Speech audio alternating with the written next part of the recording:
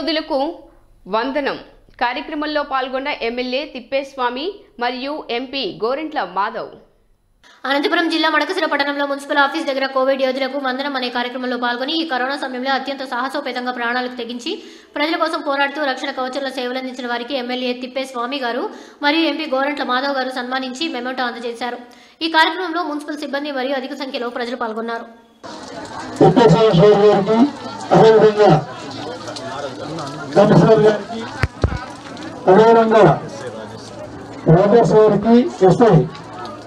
ఇంకా అధికారులందరికీ కూడా నరసింహ నాగరాజు గారికి, నాగరాజు గారికి, రాము గారికి,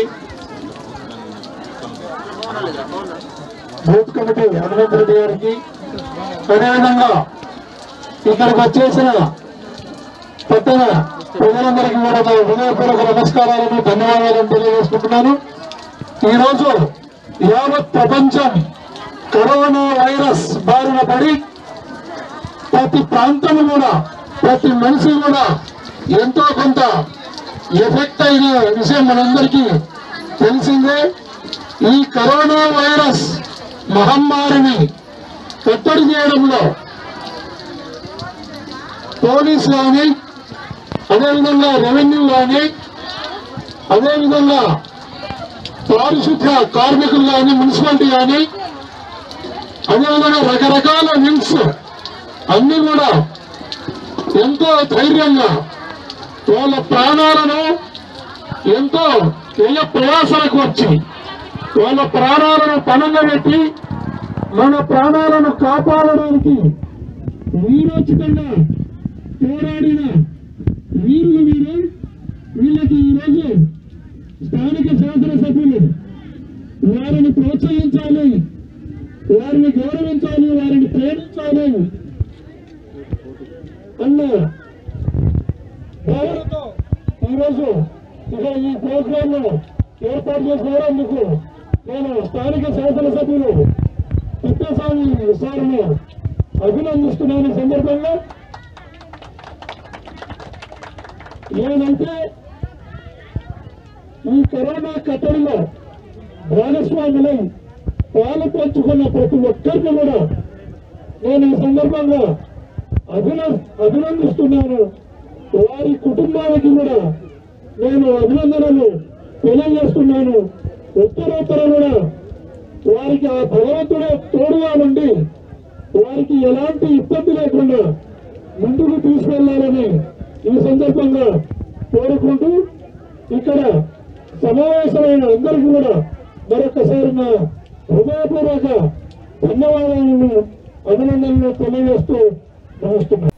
అనంతపురం జిల్లా కదిరి తాలూకా తలుపుల మండలంలోని ఎంఆర్ఓ ఆఫీస్ దగ్గర కలెక్టర్ ఆదేశాల మేరకు 5 డిపార్ట్మెంట్ ఆఫీసర్ సన్మానం చేయడం జరిగింది. ఈ కార్యక్రమంలో ఎంపీడీఓ విష్ణుప్రసాద్, ఎంఆర్ఓ శ్రీనివాస్ గౌడ్ మరియు డిప్యూటీ ఎంఆర్ఓ రవి మరియు వైఎస్ఆర్ నాయకులు సిఓ పూల శ్రీనివాస్ రెడ్డి మరి మండల కన్వీనర్ శంకర్, మాజీ పంచాయతీ సర్పంచ్ సూర్యనారాయణ, వైఎస్ఆర్ నాయకులు పురుషోత్తం రెడ్డి మరియు వైఎస్ఆర్ కార్యకర్తలు ఈ కార్యక్రమంలో పాల్గొనడం జరిగింది.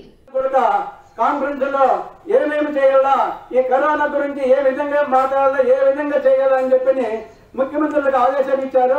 అదేవిధంగా మనకు అధికారులకు అందరికీ కూడా మన రాష్ట్రంలో కూడా మన ముఖ్యమంత్రి జగన్మోహన్ రెడ్డి గారు కరోనా తరిమి కొట్టేదానికి మన అధికారులకు అందరికీ కూడా సూచనలు ఇచ్చారు.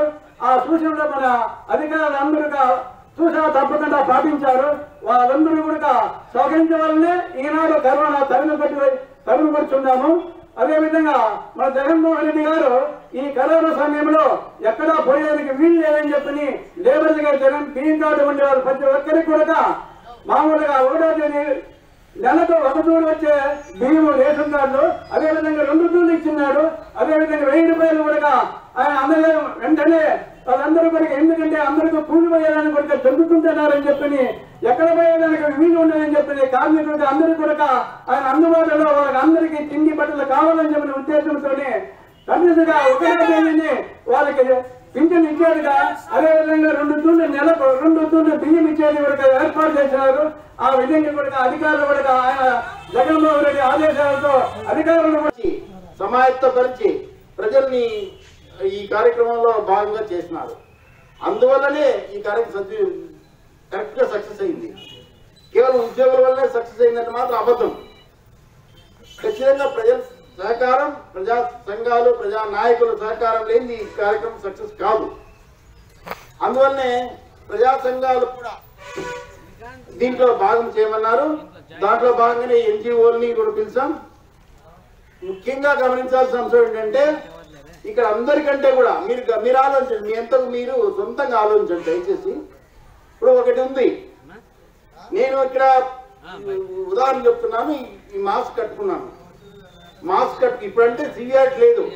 In the month of March, April, May ఈ మాస్క్ మళ్ళీ తగలాలంటే భయం. ఈ మాస్క్ ఎక్కడ పడేస్తే ఏమవుతుందో భయం. దారిలో రోడ్లో తిరుగుతున్నవాడు ఏమన్నా మాస్క్ కనపడితే భయం. ఆ మాస్క్ ఎవరిదో, వాడేమన్నా కరోనా వాడేమో, అట్లా భయం ఉన్నప్పుడు కూడా అదే మాస్క్ చేతులతోటి తీసి, ఎటువంటి భయం లేకుండా తీసి దాన్ని శుభ్రం చేసిన వాళ్ళు మన పారిశుద్ధ్య కార్మికులకు నిజంగా పాదాభివందనం చేయాలని కలెక్టర్ ఉద్దేశిస్తున్నారు.